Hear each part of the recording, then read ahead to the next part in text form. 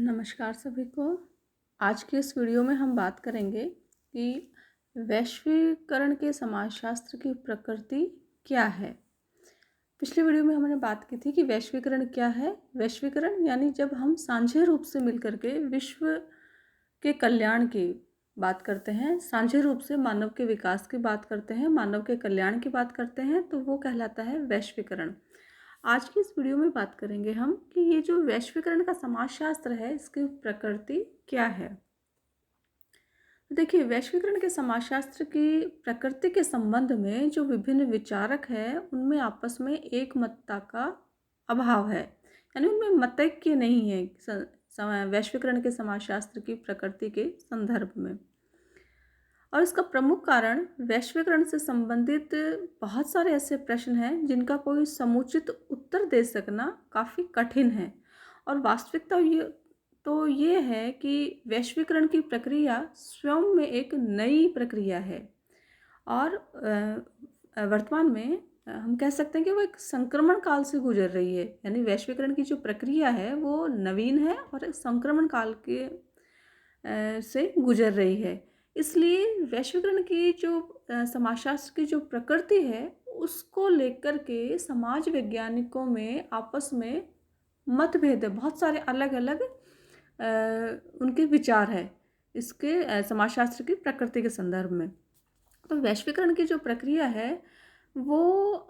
बहुआयामी प्रक्रिया है और बहुआयामी प्रक्रिया होने के कारण अनेक विचारक इसे पूरी दुनिया की आर्थिक, राजनीतिक और सांस्कृतिक व्यवस्थाओं के एकीकरण के रूप में देखते हैं, है ना। इसके ये जो वैश्वीकरण की जो प्रक्रिया है, इसके बहुत सारे आयाम हैं, बहुत सारे पक्ष हैं। तो इसमें से कुछ जो विद्वान हैं वो तो ये देखते हैं कि भाई वैश्वीकरण का अर्थ हुआ, वैश्वीकरण की प्रक्रिया जो है उसका मतलब हुआ कि पूरी दुनिया की आर्थिक, राजनीतिक और सांस्कृतिक जो व्यवस्थाएं हैं उनमें एकीकरण के रूप में और देखते हैं वो लोग। और वहीं कुछ विचारक ऐसे भी हैं जो इसे कहते हैं कि ये जो वैश्वीकरण की प्रक्रिया है ये केवल अमेरिका और यूरोप के जो प्रभुत्व के रूप में स्पष्ट करते हुए कहते हैं कि भाई इनके प्रभुत्व वाली प्रक्रिया मानते हैं कि वैश्वीकरण क्या है कि ये केवल क्या है, केवल अमेरिका और यूरोप के प्रभुत्व वाली एक प्रक्रिया है। और इस प्रक्रिया को इसीलिए वो अमेरिकीकरण या फिर पश्चिमीकरण की प्रक्रिया भी मानते हैं। यानी जो वैश्वीकरण की जो प्रक्रिया है, इसके संदर्भ में अलग अलग जो वैज्ञानिक हैं ना, उन सब के समाज में वैज्ञानिक हैं, उनके अपने अलग अलग मत हैं। जैसे हम बात करें कि जो विकासशील देश के विचारक हैं, है ना, जो विकास कर रहे हैं, तो उन देशों के विचारक ये मानते हैं कि वैश्वीकरण की जो प्रक्रिया है ना, वो एक अदृश्य विपत्ति है और उसको अदृश्य विपत्ति के रूप में देखते हुए विकासशील देशों के विचारक कहते हैं कि इनके अनुसार वैश्वीकरण से कुछ लाभ हैं। वो मानते हैं कि वैश्वीकरण के कुछ लाभ तो हैं, लेकिन यह अल्प विकसित देशों को विकसित देशों के अधीन भी बना सकती है। यानी जो वैश्वीकरण का समाजशास्त्र है ना, इसकी प्रकृति को लेकर के विद्वान जो हैं वो आपस में एक मत नहीं है। और इसका कारण वो ये बताते हैं कि वैश्वीकरण की जो प्रक्रिया है ना, इसमें ये नवीन प्रक्रिया है और ये संक्रमण काल से गुजर रही है अभी। तो ये जो प्रक्रिया है ये विश्व के समक्ष कई बार ऐसे प्रश्न उत्पन्न करती है, ऐसे प्रश्न रखती है जिनका जवाब जो है वो बहुत ही कठिन है, जिसका उत्तर दे सकना बहुत ही कठिन है। तो इसमें विकासशील जो देश हैं वो कहते हैं कि भाई जो वैश्वीकरण की प्रक्रिया है ना, ये तो क्या है, एक अदृश्य विपत्ति है और इसके कुछ ही लाभ है। लाभ तो है लेकिन वो लाभ जो है वो बहुत कम है बजाय इसके नुकसान के। तो वो कहते हैं कि भाई इसमें ऐसा भी हो सकता है कि विकसित देश हैं तो अपनी उनकी उन्नत तकनीकी है, प्रौद्योगिकी है, वो हर चीज़ में, जो गरीब देश हैं, जो अल्प विकसित देश हैं, जो विकासशील देश हैं, उनमें हर चीज़ में वो ज़्यादा मजबूत हैं। तो ऐसा हो सकता है कि ये जो विकसित देश हैं वो किन्हीं मुद्दों के ऊपर निरंकुश हो जाए और वो ये जो गरीब देश हैं, जो है ना अल्प विकसित है, इनके ऊपर एक प्रेशर बना सकते हैं कि भाई वो किन्हीं मुद्दों पे उनका साथ दे, चाहे वो मुद्दे उनके लिए, बाकी जो अन्य देश हैं उनके लिए, चाहे वो कल्याणकारी हो या नहीं हो। अब कुछ समाज विज्ञानी हैं जो मानते हैं कि ये जो वैश्वीकरण की प्रक्रिया है ये उतनी सरल नहीं है जितनी कि ये हमें दिखाई देती है या जितना इसे साधारणतया समझ लिया जाता है। और इन समाज वैज्ञानिकों का ये तर्क है कि वैश्वीकरण की प्रक्रिया द्वारा आर्थिक एवं राजनीतिक संस्थाओं के एकीकरण के तो जो भी प्रभाव हो, है ना, अगर विश्व की विभिन्न जो है अर्थव्यवस्था है, आर्थिक है या फिर राजनीतिक संस्थाएं हैं, तो ये जब एक होती हैं, एक दूसरे के ऊपर प्रभाव डालती है, तो इनका तो चाहे कुछ भी परिणाम हो, है ना, परंतु सामाजिक एवं सांस्कृतिक संस्थाओं का एकीकरण है वो विभिन्न देशों की संस्कृति व वहाँ की मूल्य व्यवस्था पर आघात ही है, उसके ऊपर वो एक प्रहार प्रतीक उनकी, यानी उन जो देश हैं उनकी संस्कृति और सभ्यता और जो सामाजिक जो संस्थाएं हैं उनको वो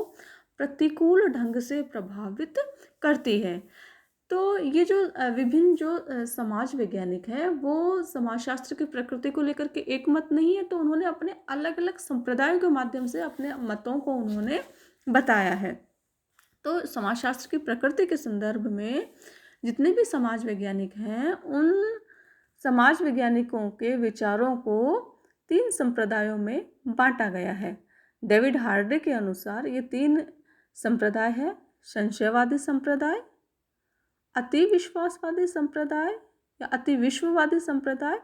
और तीसरी बात की इन्होंने रूपांतरकारी संप्रदाय की। अब हम सबसे पहले संशयवादी जो संप्रदाय है उसको लेते हैं। तो संशयवादी जो संप्रदाय है इसके प्रतिपादक हैं रॉल्फ डेहरेनडॉर्फ, ग्राहम थॉमसन और मैकग्र्यू। ये 3 जो है इसके प्रतिपादक है संशयवादी संप्रदाय के। अब ये जो संशयवादी संप्रदाय है इसका विचार ये है कि ये जो वैश्वीकरण की जो प्रक्रिया है ना, ये कोई नवीन प्रक्रिया नहीं है, बल्कि ये तो पुरानी प्रक्रिया है। और वो कहते हैं कि संसार के जो विभिन्न देश हैं उन देशों के मध्य, उन देशों के बीच आर्थिक तथा सांस्कृतिक आदान प्रदान बहुत लंबे समय से होता आया है। और वैश्वीकरण कोई नई प्रक्रिया नहीं है, बल्कि यह तो पहले जो ये आदान प्रदान होता था उसी का एक नया नाम है ना। वो कहते हैं कि पहले ये कुछ देशों तक सीमित थी और जिसका क्षेत्र अब या वर्तमान में बहुत व्यापक होने लगा है।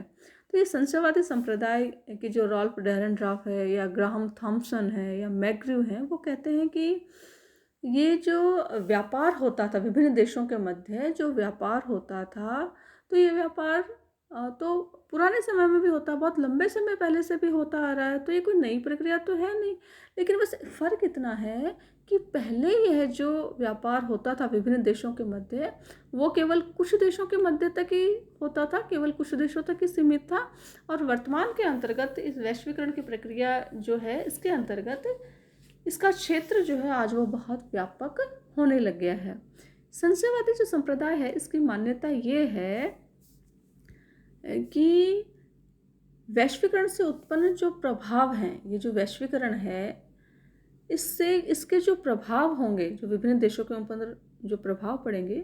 वो सकारात्मक की तुलना में नकारात्मक अधिक हैं। संशयवादी संप्रदाय जो है वो वैश्वीकरण की प्रक्रिया जो है ये इसके प्रति एक संशय रखता है, और वो कहता है कि ये जो वैश्वीकरण की प्रक्रिया है इसके नकारात्मक प्रभाव अधिक होंगे, यानी सकारात्मक जो है ना वो तो कम होंगे लेकिन नकारात्मक अधिक होंगे। तो वैश्वीकरण से जिस नई व्यक्तिवादिता और प्रतिस्पर्धा को प्रोत्साहन मिला है उससे आने वाले समय में विकसित तथा विकासशील देशों और उच्च व निम्न वर्ग में एक ऐसा संघर्ष पैदा हो सकता है जिसे सुलझाना बहुत ही कठिन होगा। वैश्वीकरण की जो प्रक्रिया है इसमें एक संशय रखते हुए इसको एक संदेह की दृष्टि से देखते हैं और कहते हैं कि भाई ये जो प्रक्रिया है ना, ये नकारात्मक प्रभाव इसके, ये जो प्रक्रिया है वैश्वीकरण की, इसके नकारात्मक प्रभाव जो हैं वो ज़्यादा होंगे। अभी अपन ने बात की थी कि वैश्वीकरण के समाजशास्त्र की प्रकृति के संदर्भ में जो समाज वैज्ञानिक है उनमें भी एक बहस का मुद्दा यही है कि इसके प्रभाव जो हैं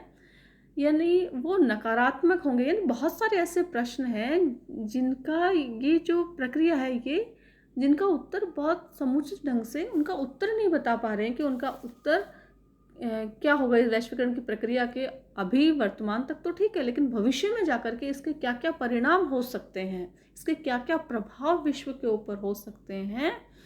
क्योंकि वैश्वीकरण की प्रक्रिया में तो सभी देश साथ में आ गए, चाहे वो विकसित हो, चाहे वो अल्प विकसित हो, चाहे वो गरीब देश हो, सभी लोग साथ में आकर के। और फिलहाल तो बात कर रहे हैं कि मानव के विकास की, मानव के कल्याण की, मानव के हित की बात कर रहे हैं, लेकिन भविष्य में भी इसका प्रभाव क्या होगा, इसको लेकर के विद्वानों में आपस में मतभेद, आपस में वो बहस का मुद्दा है ये, कि इसके प्रभाव क्या होंगे। तो जो संशयवादी संप्रदाय है वो वैश्वीकरण की प्रक्रिया के प्रति संशय पैदा करता है। वो कहता है कि वैश्वीकरण की प्रक्रिया कोई नई तो नहीं है, पहले भी ऐसा होता आया था, लेकिन वर्तमान के अंतर्गत ऐसा हो सकता है कभी कि जो विकसित और विकासशील देशों के मध्य या तो संघर्ष हो, या फिर जो समाज के, है ना, सभी जो देश हैं उनके सभी जो उच्च वर्ग के लोग हैं और फिर जो मध्यम वर्ग के लोग हैं या जो निम्न वर्ग के लोग हैं, उनमें आपस में संघर्ष की स्थिति, टकराहट की स्थिति आपस में हो सकती है, और जिसे सुलझाना फिर बहुत ही कठिन होगा। दूसरे संप्रदाय को हम लेते हैं अति विश्ववादी संप्रदाय की। तो अति विश्ववादी जो संप्रदाय हैं, इनके प्रतिपादक में हम ले सकते हैं केनिची ओहमा। जो प्रमुख प्रतिपादक है वो है केनिची ओहमा, और उनकी पुस्तक है बॉर्डरलेस वर्ल्ड। बहुत ही प्रसिद्ध पुस्तक है, कई बार ऑब्जेक्टिव में भी पूछ ली जाती है। तो अति विश्ववादी संप्रदाय जो है उसकी मान्यता ये है कि वैश्वीकरण एक सकारात्मक प्रक्रिया है। यानी हम कह सकते हैं कि जो संशयवादी, जो संप्रदायवादी थे, जो राल्फ डेरेनड्रॉफ थे या ग्राहम थॉमसन थे या जो मैक्ग्रू थे, वो तो कहते थे कि वैश्वीकरण की प्रक्रिया के प्रति एक संदेह रखते हैं, संदेह की दृष्टि से उसे देखते हैं, कहते हैं कि भाई इसके परिणाम जो है वो नकारात्मक अधिक होंगे। लेकिन जो अति विश्ववादी संप्रदाय है, केनिची ओहमा है, वो बॉर्डरलेस वर्ल्ड में कहते हैं, तो उनकी मान्यता है कि वैश्वीकरण क्या है, एक सकारात्मक प्रक्रिया है। यानी इसके जो प्रभाव हैं वो, क्योंकि विश्व के मानव के कल्याण की, विश्व के सभी मानवों के विकास की बात करती है, इसलिए वैश्वीकरण की प्रक्रिया क्या होगी, सकारात्मक प्रक्रिया है। केनिची ओहमा ने बॉर्डरलेस वर्ल्ड में विभिन्न देशों की आर्थिक परस्पर निर्भरता से ही संपूर्ण विश्व में गुणात्मक विकास को प्रेरणा मिल सकती है। अपनी जो पुस्तक है बॉर्डरलेस वर्ल्ड में, वो कहते हैं कि विभिन्न देशों की जो परस्पर आर्थिक निर्भरता है, उस आर्थिक निर्भरता से ही संपूर्ण विश्व में गुणात्मक विकास को प्रेरणा मिल सकती है। क्योंकि हम ये जानते हैं कि वैश्वीकरण की प्रक्रिया के माध्यम से ऐसा भी होता है कि जो विकसित देशों की पूंजी है, उस पूंजी का प्रयोग जो है वो जो कम विकसित देशों हैं या फिर जो गरीब देश हैं, जो विकासशील देश हैं, उन वहाँ के विकास करने के लिए भी, कल्याणकारी योजनाएं बनाने के लिए भी उन विकसित जो देश की पूंजी है उसका प्रयोग किया जाता है। तो अति विश्ववादी संप्रदाय का मानना है कि भाई ये जो आर्थिक निर्भरता बढ़ रही है, जो बहुत सारी जो बहुराष्ट्रीय कंपनियां हैं जो विभिन्न देशों में, है ना, कल्याण के, उनकी प्रगति के, उनकी उन्नति के लिए कार्यक्रम बनाती है, उनको क्रियान्वित करती है, तो ये जो परस्पर आर्थिक निर्भरता बढ़ रही है, इससे संपूर्ण विश्व में गुणात्मक विकास को प्रेरणा मिल सकती है। सांस्कृतिक क्षेत्र में यह प्रक्रिया इस अर्थ में उपयोगी है कि इसके फलस्वरूप व्यक्ति अपनी पहचान को सांस्कृतिक पृष्ठभूमि से अलग करके विभिन्न उपलब्धियों के द्वारा व्यक्तिगत पहचान के प्रति अधिक जागरूक हो सकते हैं। यानी वो क्या करेंगे, अपनी जो उनकी जैसे भी जो उनकी सांस्कृतिक पृष्ठभूमि है उसको अलग होते हुए अपनी योग्यता में, अपनी कुशलता में वृद्धि करके, अपनी उपलब्धियों के माध्यम से अपनी व्यक्तिगत पहचान के प्रति ज़्यादा जागरूक होंगे और अपनी व्यक्तिगत पहचान बना सकते हैं वैश्वीकरण की प्रक्रिया के द्वारा, है ना। तो जब विभिन्न देशों के बीच पूंजी, श्रम, उपभोक्ता, वस्तुओं, प्रौद्योगिकी, विचारों तथा ज्ञान का मुक्त संचरण होगा, जब ये ज्ञान, है ना, पूंजी, श्रम, तकनीकी, प्रौद्योगिकी, उपभोक्ता वस्तुएं हैं, इनका जब निर्बाध गति से एक देश से दूसरे देश में विचरण होगा, संचरण होगा, तो विभिन्न जो समाज है वो संकीर्णता के घेरे से बाहर निकलेंगे और एक वैश्विक चरित्र प्राप्त करेंगे, और इस वैश्वीकरण की प्रक्रिया के माध्यम से वैश्विक भाईचारा भी बढ़ेगा। वो कहते हैं कि ये जो वैश्वीकरण की जो प्रक्रिया है ना, ये सकारात्मक प्रक्रिया है और इसमें उन्होंने कहा कि भाई ये तो बहुत अच्छी प्रक्रिया है, लोग अपनी जो संकीर्णताएं हैं, है ना, समाज के, अपने समाज से संबंधित जो संकीर्णताएं हैं, उन संकीर्णताओं को हटाएंगे, उस घेरे से बाहर निकलेंगे और एक वैश्विक चरित्र को प्राप्त करेंगे और भाईचारा, प्रेम, एक दूसरे के कल्याण की बात इस प्रक्रिया के माध्यम से लोग सोचेंगे। तीसरे हम संप्रदाय की बात कर रहे हैं अब, रूपांतरकारी संप्रदाय। पहले हमने बात की संशयवादी संप्रदाय, जो कि वैश्वीकरण की प्रक्रिया के